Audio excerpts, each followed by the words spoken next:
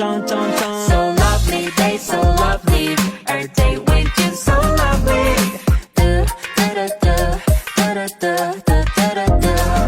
Spell L-O-V-E-L-E-E. 이름만 불러도 you can feel me. 눈빛만 봐도 알면서 난 너.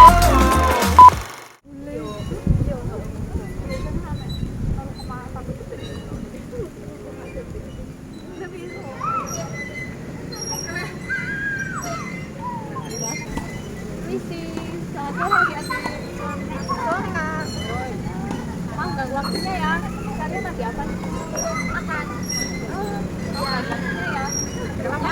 Perkenalkan saya Anissa Nuraidi, mahasiswa dari semester 3 Stikes Maharani Malang. Sini sebelumnya saya boleh nggak minta waktunya adik-adik sebentar untuk melakukan promosi kesehatan? Apakah adik-adik bersedia? Boleh Kak. Jadi nanti kita akan melakukan pembimbingan kesehatan ya tentang gizi seimbang. Sebelumnya dari adik-adik sini ada yang tahu nggak gizi seimbang itu apa? Tentang gizi itu ya Kak? Oh iya betul, bagus banget. Siapa namanya? Karina. Betul ya? Bisa tahu lah gizi yang terus misalkan nanti kita akan melakukan metode promosi kesehatannya itu dengan menggunakan metode brainstorming. Ada yang tahu nggak metode brainstorming itu apa? Kurang tahu Kak. Mungkin ada yang tahu artinya brain? Otak-otak. Jadi brainstorming itu adalah promosi kesehatan, teknik promosi kesehatan yang dilakukan dengan pesertanya nanti itu mengikuti dan menyampaikan pendapatnya tentang dari tema yang telah diberikan. Mana adik-adik bersedia nggak? Waktunya kurang lebih 20 menit saja. Apakah semuanya bersedia ikut? Ya. Kasih ya, kalau gitu kita pindah ke tempat yang lebih nyaman untuk berdiskusi ayo.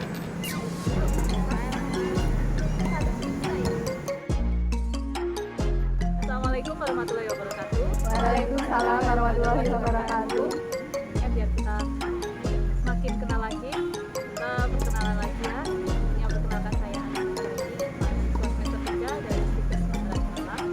Di sini kita akan sama-sama melakukan kegiatan kesehatan, kegiatan pengumpulan kesehatan dengan teknik brainstorming dengan tema yang nantinya akan saya berikan. Sebelumnya biar kita semakin kenal, perkenalan dulu ya satu-satu. Kalau adiknya namanya siapa tadi? Nama saya Salsabila Rafina. Oh, Salsabila Rafina. Satunya? Nama saya Kristina Ayu Alinda. Satunya? Nama saya Alfiki Widya Putri. Kalau ini? Saya Anjarwati. Berarti. Kalau yang ini? Saya Yudrasiawati. Oke, tadi kita udah sama-sama kenalan satu-satu ya. Ini ada Revina, Elinda, Vicky, namanya Anjarwati, yang satunya Yudrasiawati. Jadi selanjutnya kita akan melakukan brainstorming. Di sini saya akan memberikan sebuah tema, yaitu mengenai gizi seimbang pada remaja. Nantinya dimohon kepada para peserta adik-adik semuanya bisa menyebutkan namanya terlebih dahulu, kemudian siapa saja terlebih dahulu duluan ingin mengutarakan pendapat apa mengenai brainstorming hari gizi seimbang pada remaja itu. Jadi bisa dari pengertiannya, permasalahannya, atau gizi seimbangnya itu bagaimana untuk remaja itu. Jadi bisa seperti itu. Oke? Oke, Kak. Oke. Adik-adik, siapa yang mau menyampaikan pendapatnya terlebih dahulu tentang gizi seimbang?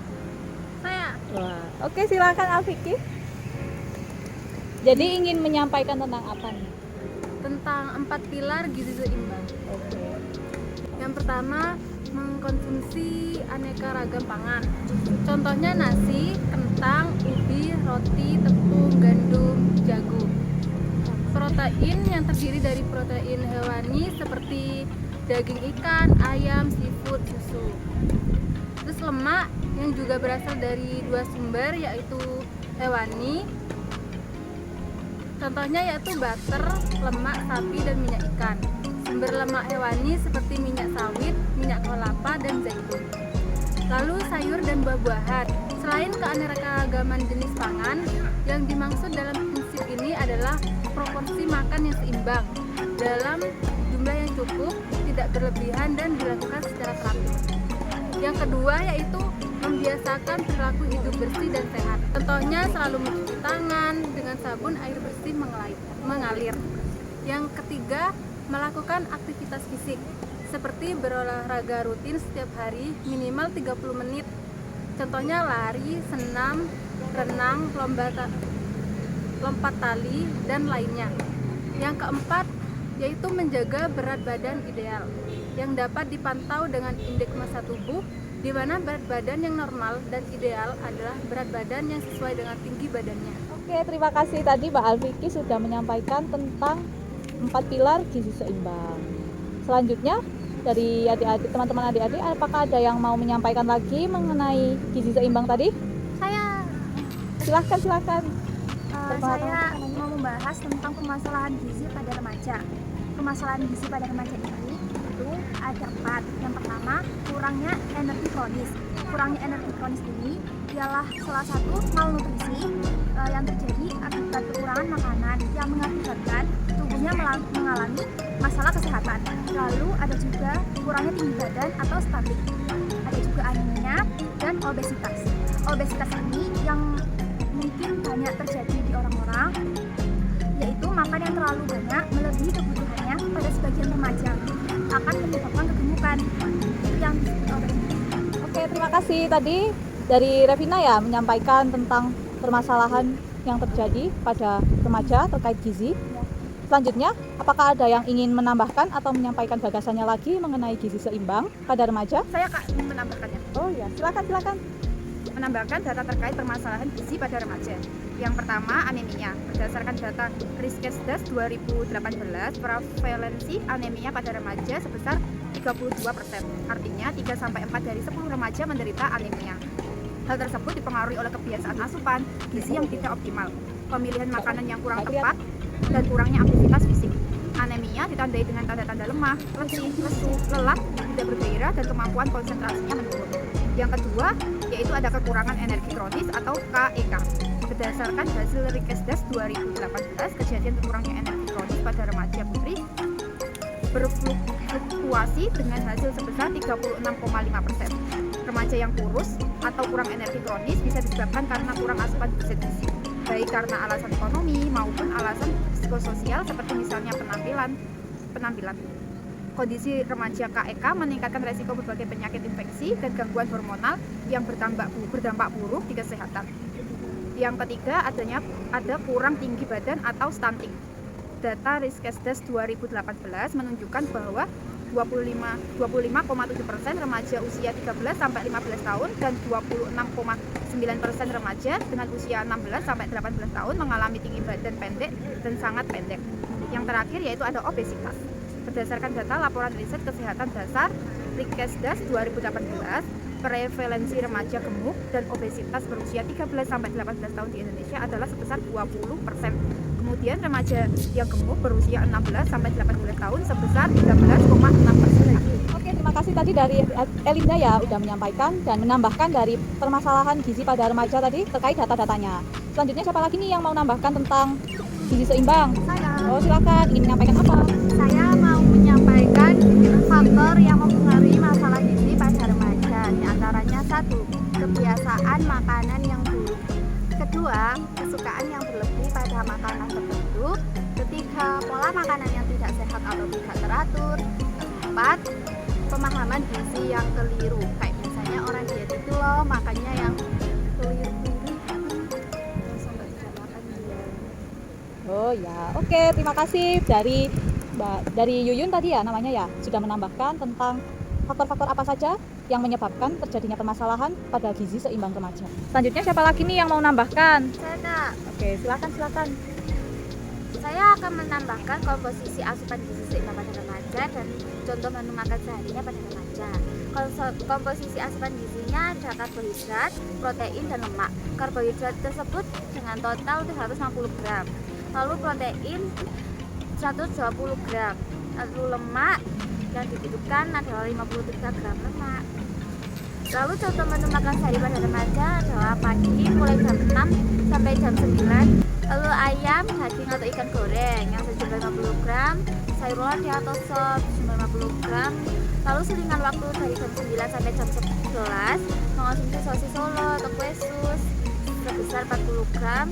Lalu pada jam siang jam 11.30 sampai jam 14 mengonsumsi nasi 80 gram, sayur bayam atau kangkung 30 gram, tahu 20 gram, udang crispy 25 gram. Selingan waktu 15 sampai dengan jam 5 sore mengonsumsi buah atau siomay 100 gram. Lalu malam jam 6 sampai jam 7 mengonsumsi nasi goreng 150 gram sama telur mata sapi 20 gram.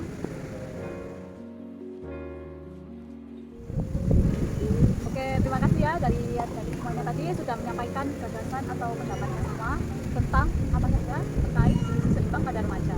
Jadi di sini saya akan menyimpulkan ya dari dan menambahkan juga dari apa yang sudah adik-adik sampaikan tadi. Yang pertama adalah terkait gizi seimbang pada remaja. Jadi gizi seimbang pada remaja itu apa sih? Gizi seimbang itu merupakan susunan pangan sehari-hari yang mengandung zat gizi dalam jenis dan jumlah yang sesuai dengan kebutuhan tubuh dengan memperhatikan prinsip keanekaragaman pangan, aktivitas fisik, perilaku hidup bersih, dan memantau berat badan secara ideal dan teratur.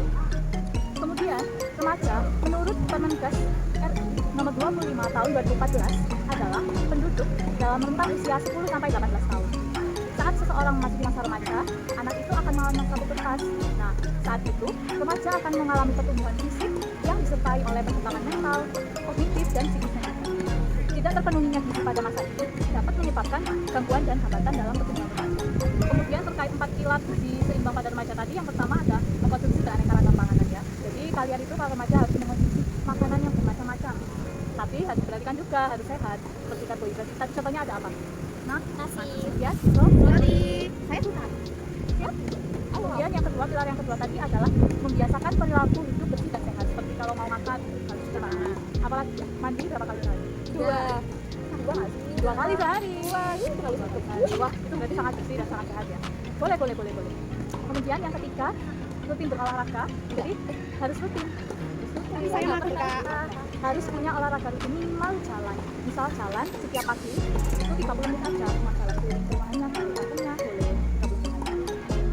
Kemudian yang terakhir tadi apa? Yang keempat, yaitu menjaga berat badannya tetap ideal. Remaja yang sehat.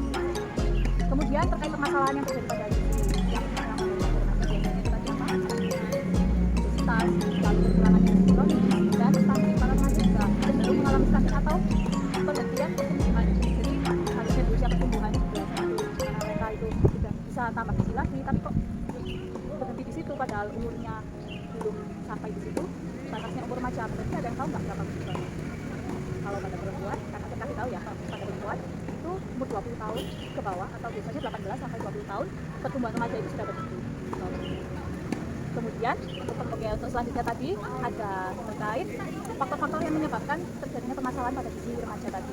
Yang pertama itu kebiasaan makan yang buruk atau disebut eating disorder. Jadi remaja-remaja itu cenderung kebiasaan makan yang buruk, seperti ada yang melewatkan sarapan nggak? Saya kan saya suka makan sarapan. Ya itu melewatkan sarapan, sarapannya terakhir akhirnya punya asam lambung. Kemudian untuk permasalahan faktor yang kedua yang menyebabkan kesukaan makanan yang berlebihan pada satu makanan tertentu. Contohnya misalkan siapa yang suka makan seblak terus, saya ayam terus, Saya kambing terus. itu nggak baik ya, adik-adiknya suka dan terus. Saya sate kambing terus. Buset, aman nggak baik? Darah tinggi, darah tinggi, hipertensi. Jadi untuk kebiasaan makan buruk itu yang berlebihan sangat berlebihan ya teman-teman. Iya. Kemudian ada pola makan yang tidak sehat dan tidak teratur, lalu pemahaman gizi yang keliru seperti tadi betul dicontohkan oleh Mbak Yun terkait diet ya. Dan remaja itu cenderung diet tapi tidak memikirkan dietnya itu seperti apa, tidak berkonsultasi terlebih dahulu pada dokter atau ahli. Misalnya dia hanya nggak sarapan tapi makan malam aja biar kurus, biar tetap langsing, itu kan salah. Mereka justru mengundang asam lambung. Kemudian untuk komposisi asupan gizi pada remaja yang baik itu ya, untuk karbohidratnya dalam sehari adalah 360 gram. Kemudian untuk jumlah protein dalam seharinya itu adalah 120 gram. 120 gram itu campuran boleh dari hewani atau apa? Kalau hewannya apa? Hewan. Telur.